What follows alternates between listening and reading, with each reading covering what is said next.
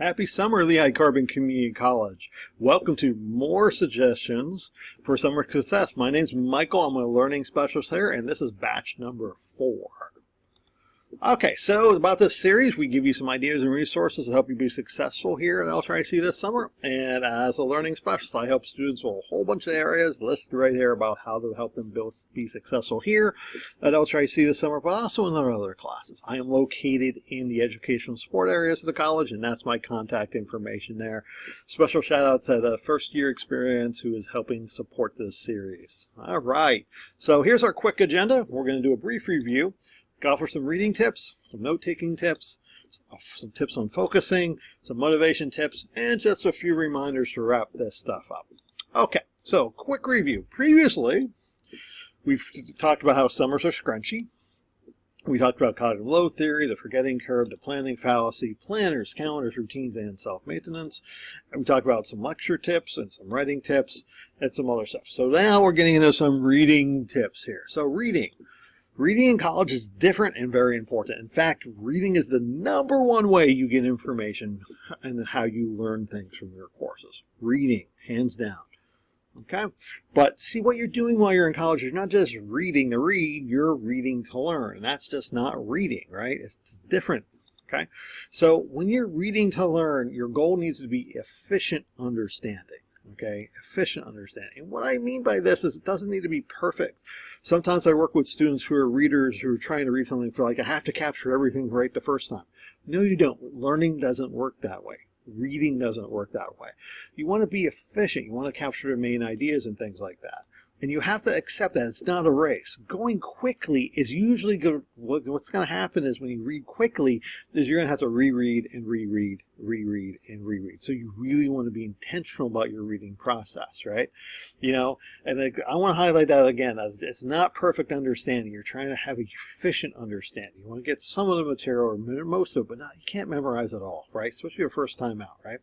So you also have to adjust your reading style as needed, because in college you're going to be looking at fiction versus nonfiction, right? Academic versus non-academic readings, and various fields and different styles. You have to adjust your reading style to what you have to read.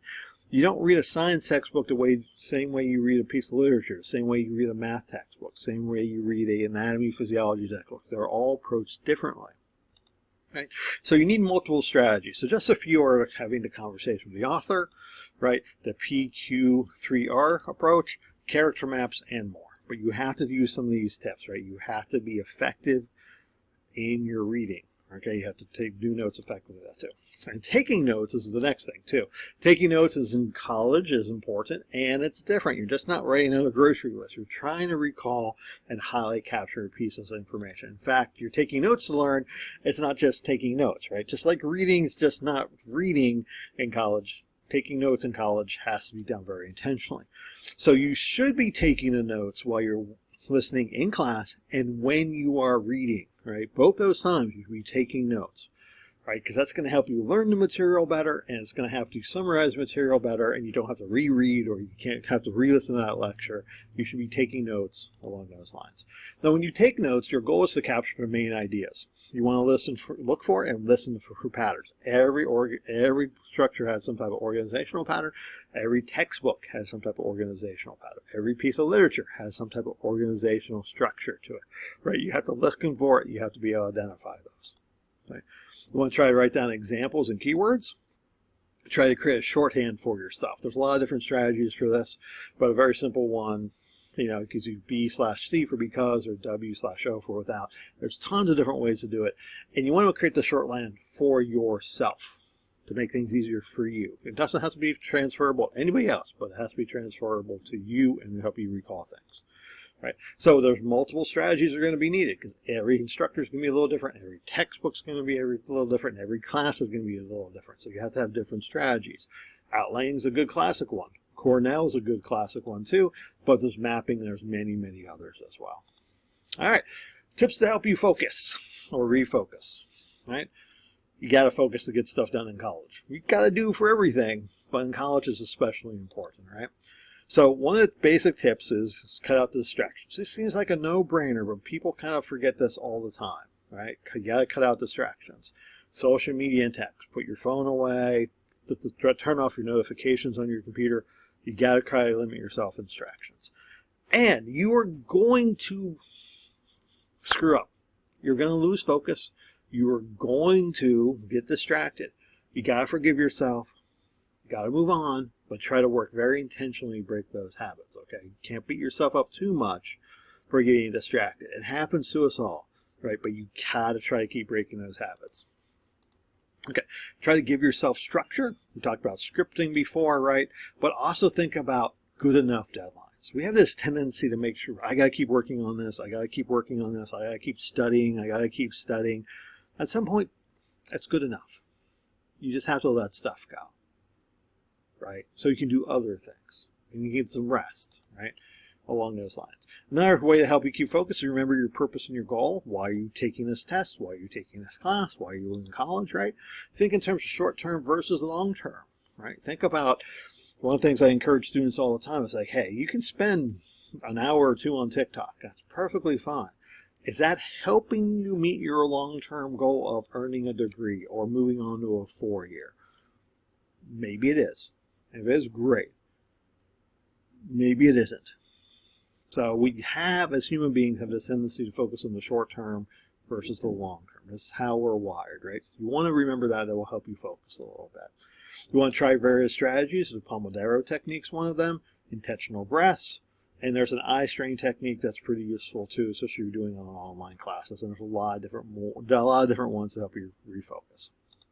Okay, motivation suggestions. Similar focus. Similar focus, but staying motivated is another key to accomplishing tasks and learning college material. Remember your purpose and goal. Now, one of the things about staying motivated here is remember your short-term goal and your long-term goal here, right? This is one of the things I recommend to use. Your short-term goal and your long-term goal when you're trying to stay motivated are a little bit more linked, right? You know, so keep in mind that too. That will help you stay motivated. Right? Find your passion.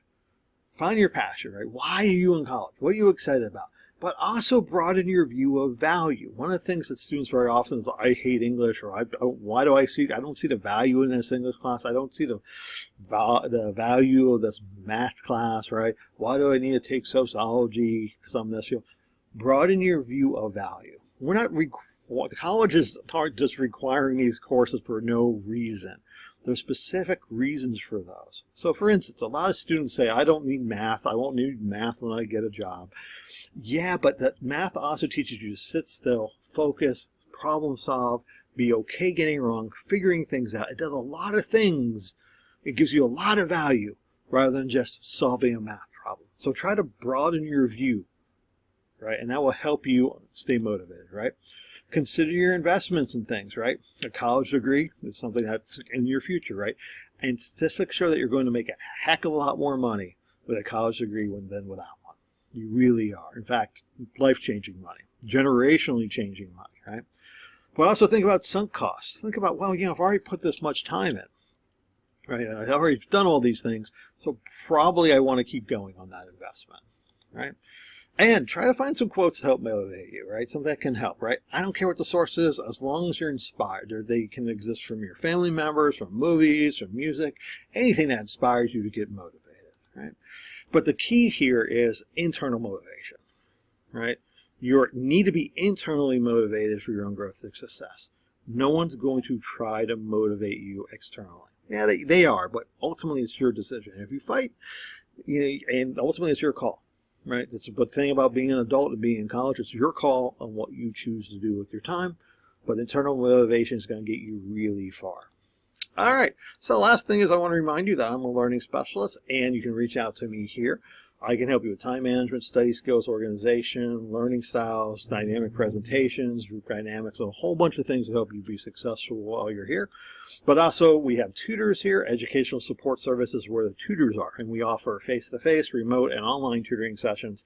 Tutors provide great feedback, suggestions, technique, and strategies that are connected to specific classes and specific disciplines and more. They're content experts, and they're really useful to you. So I would encourage you to reach out to them. All right, thanks for joining us for the suggestions for summer success. This was Batch 4. Batch 5 will be coming soon. And you all take care and enjoy your summer. All right, hey, want to get back to our game?